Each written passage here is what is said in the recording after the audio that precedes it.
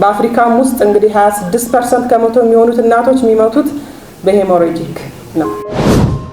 ባለቤቷን ሄደህ ደም ሰጥተህና ስንለው አይ ትሙት እኔ ሌላ ገባለው ነው ያለን። ከቤቷ ተነስታ መንገድ አቋርጣ የመጣችን እናት እኛ ጋር በደም አለመኖር ምክንያት እንድዘገይ አንፈልግም። ህመምተኛው ካልተደገፈ ብላድ ፕሮዳክት ካልተሰጠው ሊጎዳ ይችላል።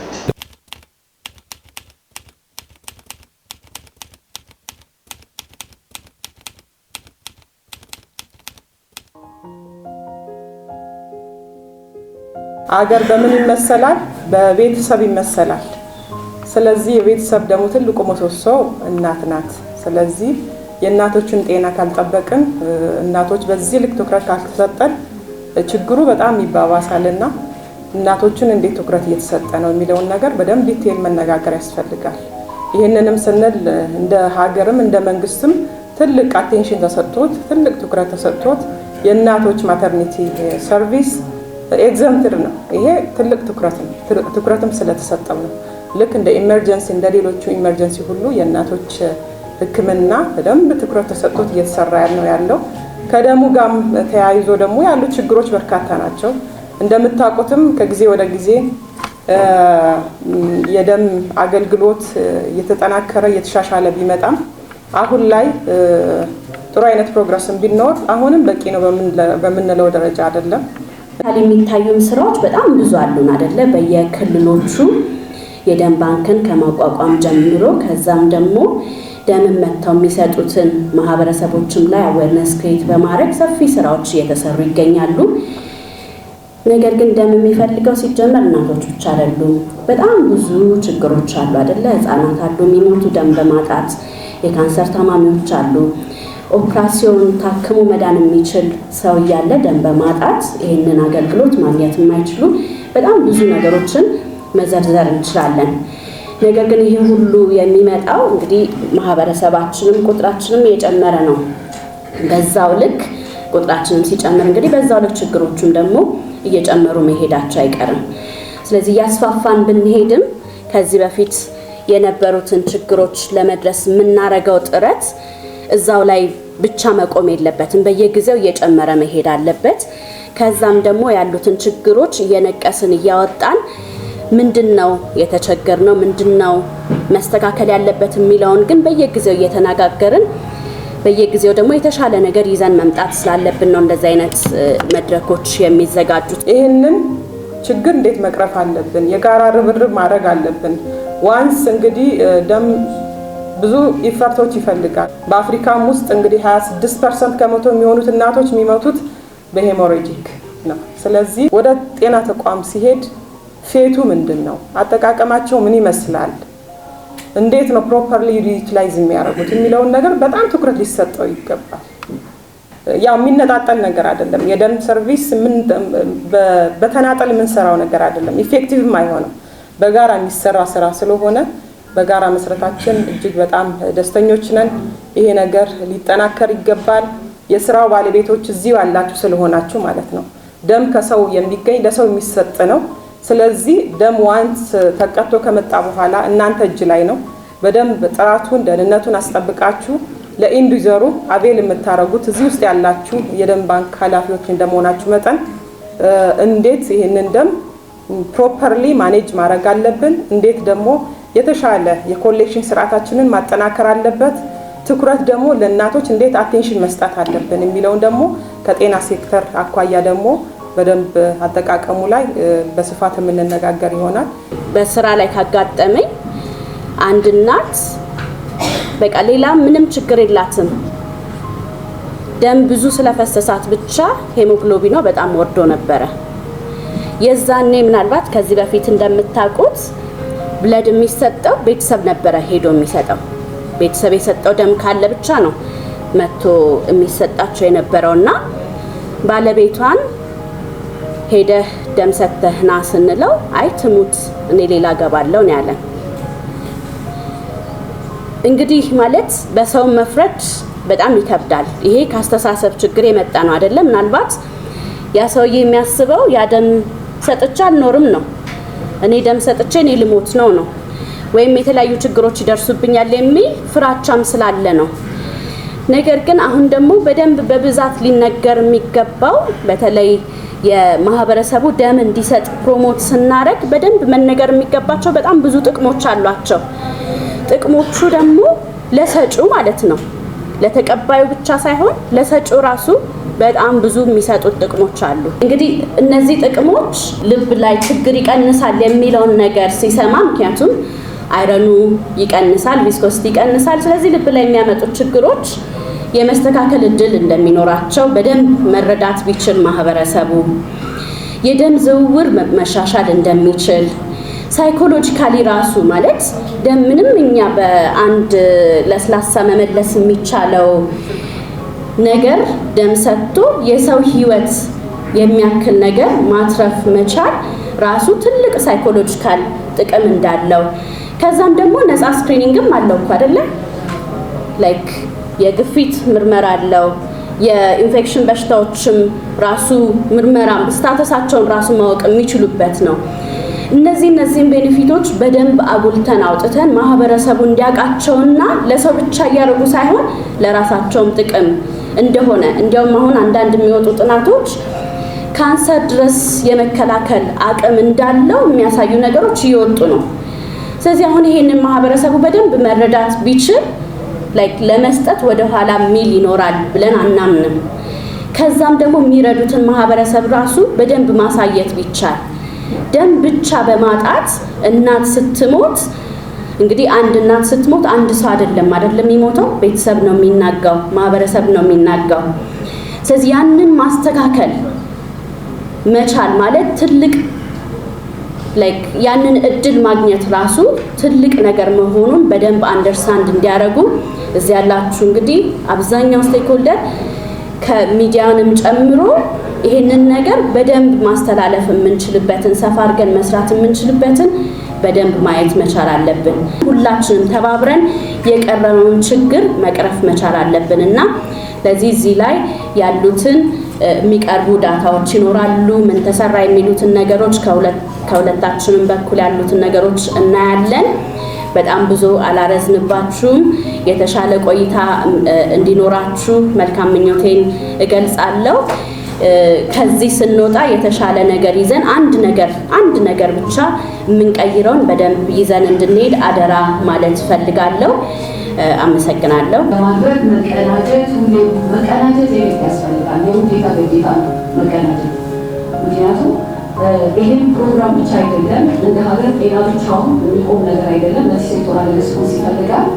በተቋም ደረጃ ደግሞ አንዱ የሌላውን ስራ ደርቦ ኢንዲፔንደንት የሚሰራቸው ነገሮች አሉ፣ ግን ዲፔንድ የምናደርጋቸው ደግሞ በጣም በርካታ ነገሮች አሉና ኢንቴግሬት አድርገን መስራት መቻል አለብን። አጠቃላይ እንግዲህ አውትላይኑ መግለጫው ያለው የእናቶች ጤና በአጠቃላይ ምን ይመስላል፣ የእናቶች ሞት ከየት ወዴት ነው፣ ምን ኮንትሪቢዩት አድርገናል፣ ምን ያህል እናቶችን ሴቭ አድርገናል፣ እናት ሳይሆን ምን ያህል ሀገርን ሴቭ አድርገናል። ስሜ ሲስተር ዘምዘም መሐመድ ይባላል። በጤና ሚኒስቴር የብሔራዊ የእናቶች ጤና ፕሮግራም አስተባባሪ ነኝ። እንግዲህ ዛሬ ወደዚህ የመጣንበት ትልቁ ዓላማ የብሔራዊ የደምና ህብረ ህዋስ ባንክ ከኛ ጋር ከእናቶች ጤና ጋር እናቶች፣ ህጻናት፣ አፍላ ወጣቶች ጤና አገልግሎት መሪ ስራ አስፈጻሚ ከእናቶች ጤና ዴስክ ጋር በመቀናጀት የደምን ተደራሽነት ለማሻሻል ማህበረሰቡ ደም እንዲሰጥ የግንዛቤ ማስጨበጫ መድረክ ነው የተዘጋጀው ማለት ነው። በዚህ መድረክ ላይ እንግዲህ የተለያዩ ባለድርሻ አካላት ተገኝተዋል። ከክልል የእናቶች ጤና ፕሮግራም አስተባባሪዎች፣ የኤምሲኤች ዳይሬክተሮች እንዲሁም የሚዲያ ሰዎች አሉበት። እንዲሁም ለጋሽ አካላት የተገኙበት እንዲሁም ደግሞ ከደም ባንክም ክልል ላይ የሚገኙ የደም ባንክ አስተባባሪዎች እና ሌሎችም አጋር አካላት በዚህ የውይይት መድረክ የግንዛቤ ማስጨበጫ መድረክ ላይ ተገኝተዋል።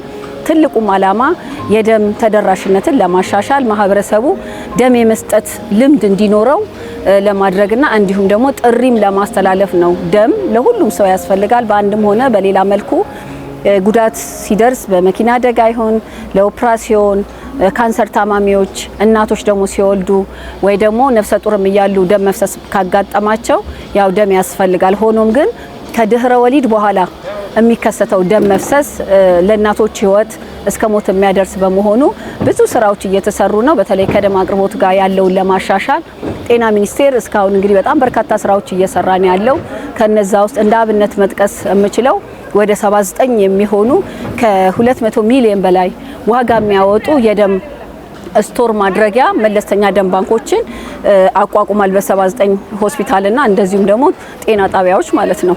አብይ ክንፉ እባላለሁ። በኢትዮጵያ ደምና ህብረ ህዋስ ባንክ አገልግሎት የጤና ተቋማት የደም አጠቃቀም ዴስክ ኃላፊ ነኝ። ዛሬ ከጤና ሚኒስቴር እናቶች ህጻናትና አፍላ ወጣቶች መሪ ስራ አስፈጻሚ ጋር በጋራ የምናካሂደው ትልቅ የአድቮኬሲ ሚቲንግ ነው። በዚህም በክልል የሚገኙ የእናቶችና ህጻናት ዳይሬክተሮች፣ የክልል ፎካል ፐርሰኖች፣ የደም ባንክ ፎካል ፐርሰን ማለት ነው፣ እንዲሁም የደም ባንክ ኃላፊዎች በተገኙበት ትልቅ የንቅናቄ መድረክ አድርገናል። በተለይ ደግሞ አዲስ አበባ ውስጥ የሚገኙ ሁሉም የመንግስት ሆስፒታሎች ተሳታፊ ያደረገ በተለይ በደም አጠቃቀም ዙሪያ የእናቶችን ሞት ከመቀነስ አንጻር ከፍተኛ ንቅናቄ እያደረግን ነው የምንገኘው። በዚህም እንግዲህ የሚሰበሰበውን ደም በአግባቡ ተመርምሮ ጤና ተቋማት ከሄደ በኋላ በአግባቡ እንዲጠቀሙት ከፍተኛ ንቅናቄ እያደረግን ነው። ምክንያቱም ደሙ በአግባቡ ሄዶ የእናቶችን ሞት መቀነስ መቻል አለበት። በሮድ ትራፊክ አክሲደንት እንዲሁም ደግሞ በካንሰር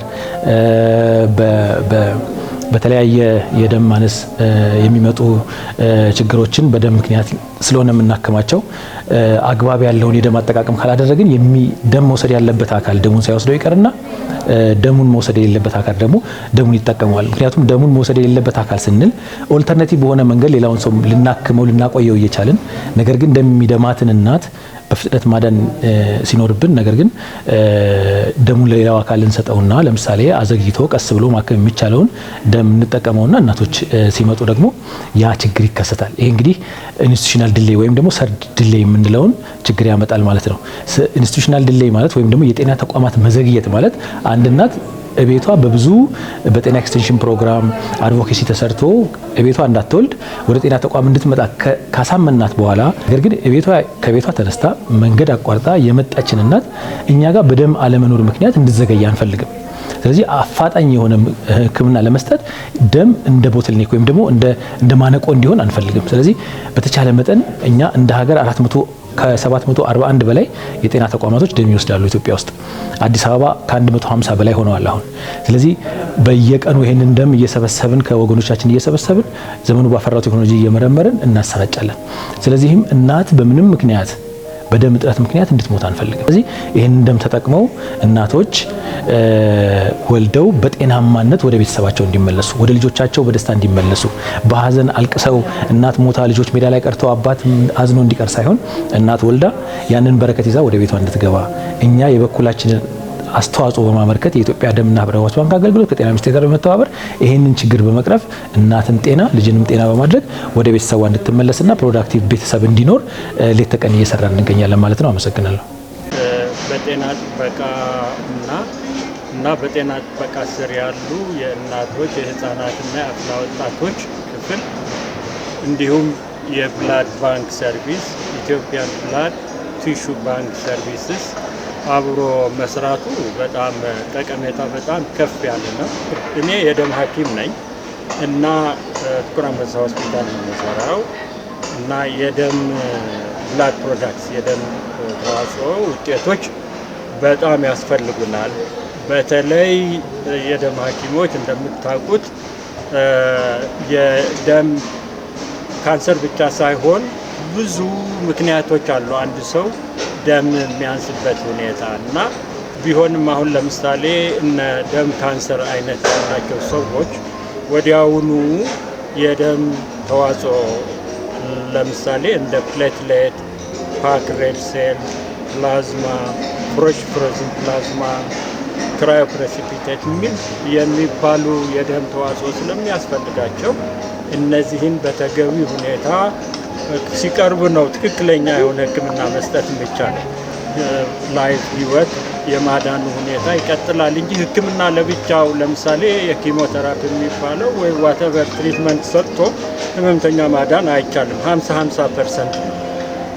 ህመምተኛው ካልተደገፈ ብላድ ፕሮዳክት ካልተሰጠው ሊጎዳ ይችላል። እንዲሁም ስፔሲፊክ የሆነ ማለት መድኃኒቱ ደግሞ ካልተሰጠው ይጎዳል ህመምተኛው። ስለዚህ ደጋፊ ዋናው ደጋፊ ለእንደዚህ አይነት ህመምተኛ የደም ተዋጽኦ ስለሆነ ይህንን ለወደፊቱ እንደሚሻሻልና በተፈለገው ጊዜ እንደሚገኝ ተስፋ እናደርጋለን። ይሄ ሲሆን ደግሞ የሰዎችን ላይፍ የሰዎችን ህይወት ማዳን እንደሚቻል ነው። ወርቅነሽ እባላለሁ። ከቤኒሻንጉል ጉሙዝ ክልል ጤና ቢሮ ነው የመጣሁት። ያው ክልል ጤና ቢሮ የጤና ተቋማትና የደም ባንክ ተቀናጅቶ አብሮ መስራት በጣም ውጤት አለው። ምክንያቱም ሁሉም የራሱ ድርሻ አለ። ተቀናጅቶ ሲሰራ ደግሞ የበለጠ ውጤት አለው። ስለዚህ የግንዛቤ ፈጠራ ላይ ዛሬ በተገኘው እንትኑ ላይ ራሱ አድቮኬሲ ላይ እና ውይይቱ ላይ ተቀናጅቶ መስራት አንደኛ ሰው ግንዛቤ ጥራት አለበት ደም ከመስጠት አኳያ። ስለዚህ ምንድነው ደም መስጠትስ ለግለሰቡ ምንድነው የሚጠቅመው የሚል ግንዛቤ መፍጠር ያስፈልጋል። ሰው ደም እንዲለግስ እንደገና የተለገሰው ደግሞ ደም ባንክ ያንን ተቀብሎ ደሙን ኮሌክት አድርጎ ደም ባንክ ላይ ስቶሬጁን በጠበቀ መልኩ ጠብቆ በተፈለገው ሰዓት ደግሞ ለተጠቃሚው ማድረስ እንዲችል እና ሆስፒታሎችም ደግሞ ተቋማት ያንን ሪኩዌስት አድርገው በአግባቡ ኢፌክቲቭሊ ያንን ብለድ ዩቲላይዝ እንዲያደርጉ የሚያደርግ ነው። ይሄ ደግሞ ተናቦ የደም ከመጀመሪያም ከመረጃ ልውውጡ ጀምሮ ከአድቮኬሲው ጀምሮ ከአዌርነሱ ጀምሮ ኢፌክቲቭ ብለድ ዩቲላይዝ ወደ ተጠቃሚው ድረስ እስከማድረስ ድረስ ተቀናጅቶ መስራት የተሻለ ውጤት እንዳለው እንደ እናቶች ጤና ባለሙያ ደግሞ የመከላከል ስራ መስራት እንዳለ እናቶች ብዙ ደም እንዳይፈሳቸው በአብዛኛው ኦብስታትሪክ ሄሞሬጅ ነው ደም እንትን እየተጠቀመ ያለው ሊሞች አሉ ካንሰር ሊሆን አሉ ሌሎች ሲቪር አኒሚያ በወንዶችም በሴቶችም አደጋዎች